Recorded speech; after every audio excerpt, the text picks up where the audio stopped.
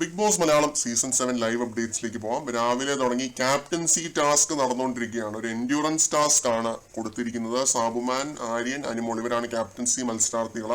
Season 5 നിങ്ങൾ ഓർക്കുന്നുണ്ടാവും, അന്ന് കൊടുത്തിട്ടുള്ള ഒരു ടാസ്ക് ആണ്. എനിക്കത് നാദിറയാണെന്ന് തോന്നുന്നു അന്ന് ജയിച്ചത്. അപ്പോൾ അവർക്ക് കൊടുത്ത ആ ഒരു സെയിം ടാസ്ക് തന്നെയാണ് നാദിറയും ശോഭയും പങ്കെടുത്തതായിട്ട് ഞാൻ ഓർക്കുന്നു. അപ്പൊ ആ ഒരു സെയിം ടാസ്ക് ആണ് ഇവിടെ കൊടുത്തിരിക്കുന്നത്. ലാസ്റ്റത്തെ ആഴ്ചയോ മറ്റോ ആയിരുന്നു കൊടുത്തത്. അപ്പോൾ ഇതിൽ ആരാണോ ജയിക്കുന്നത്, ഈ ഒരു വള്ളി ഉണ്ടല്ലോ, റോപ്പ്, ഈ റോപ്പ് ആര് വിടുന്നോ അവര് ജയിക്കും, അവരാണ് ക്യാപ്റ്റൻ. അപ്പൊ ഈ ആര്യൻ പ്രൊവോക്കിങ്ങിന്റെ ഭാഗമായിട്ട് ഒരുപാട് കാര്യങ്ങൾ ചെയ്യുന്നുണ്ട്. വെറുതെ വാ തുറന്ന് മണപ്പിക്കുന്നുണ്ട്. അനിമോളെയാണ് കേട്ടോ പുറത്താക്കാനായിട്ട് ശ്രമിക്കുന്നത്. സാബുമാനെ പുറത്താക്കാനായിട്ട് ആര്യൻ ശ്രമിക്കുന്നില്ല. അതെന്താണോ എന്തോ ആര്യന്റെ ഗെയിം.